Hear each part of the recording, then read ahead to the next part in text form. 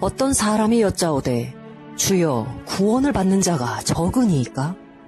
그들에게 이르시되 좁은 문으로 들어가기를 힘쓰라.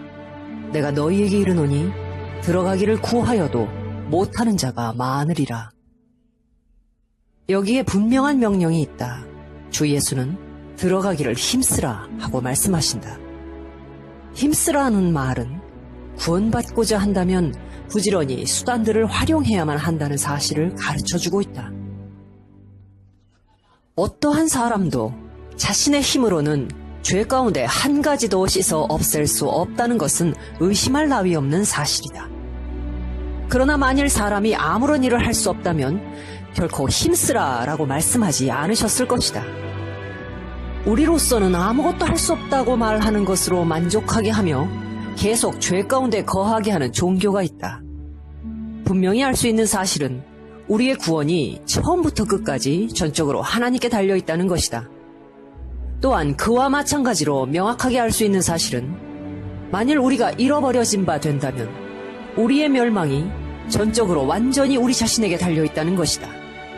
죄인들은 언제나 셈을 해야 하는 존재, 책임 있는 존재로 불리고 있다.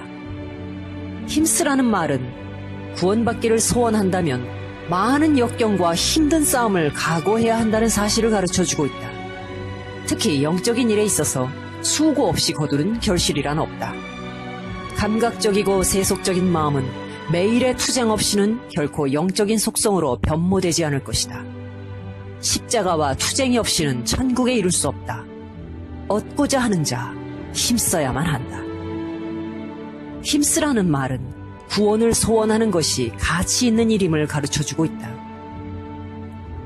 또한 힘쓰라는 말은 신앙에 있어 나태함이 하나의 큰 죄라는 사실을 가르쳐주고 있다.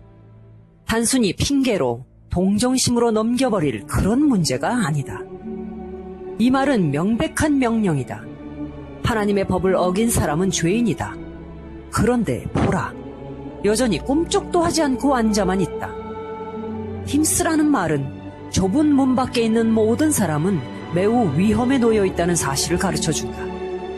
그들은 영원히 잃어버려질 위험에 처해 있다. 그들과 죽음 사이에는 단지 일보 간격밖에 없을 뿐이다.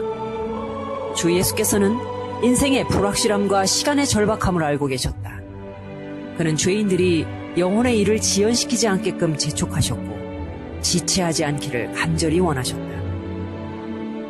힘쓰라는 말은 나로 하여금 진지하게 생각하지 않을 수 없게 한다. 스스로를 그리스도인이라 칭하는 그들은 헛되이 맹세하지 않고 살인도 하지 않으며 간음과 도적질과 거짓말도 하지 않은 사람들일 수 있다.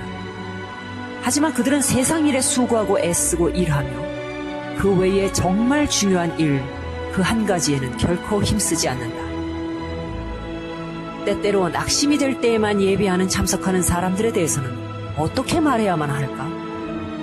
규칙적으로 빠짐없이 예배를 드리게 나오기는 하지만 그저 형식적으로 출석하는 사람들에 대해서는 어떻게 말해야 할까? 성경도 읽지 않고 기도하지 않는 사람들에 대해서는 어떻게 해야만 하겠는가? 복음을 전하는 사역자는 참으로 숙연해지지 않을 수 없다. 우리 손에는 하나님의 위대한 법전이 들려있다. 사람들에게 회개하고 믿어 구원을 얻으라고 권면한다. 그렇지만 우리는 사람들이 구원받기 위해 힘쓰지 않는 것을 분명히 알고 있다. 여러분에게 혹 힘쓰기를 소홀히 하여 영원히 멸망받는 자리에 서지 않도록 경고하고 싶다. 어떤 크고 중대한 죄가 있어야만 그 자리에 있는다고 생각하지 말라. 분명 지옥에 이르는 또 다른 길, 즉 영적 패만, 영적인 나태, 영적 게으름의 길이 있는 것이다. 사탄은 교회에서 11조를 내고 주일마다 교회에 안락하게 앉아있는 존경받는 교인이 되는 것에는 아무런 반대도 하지 않는다. 사탄은 힘쓰지 않으므로 결국엔 잃어버려지고 말 것을 잘 알고 있다. 혹시 힘쓰라는 가르침으로 인해 지나칠 정도로 힘을 쓰게 되지 않을까 하는 우려는 하지 말라. 모든 수고에는 이익이 있다는 말씀을 명심하고 영혼에 대한 수고만큼 이익이 많은 수고도 없음을 기억해야 한다. 사람들이 여러분에 대해 무엇이라 생각할까에 대해서는 신경 쓰지 말라. 오직 당신의 주인이 힘쓰라고 말한 그 점에 있어 당신이 모자라지 않도록 하라.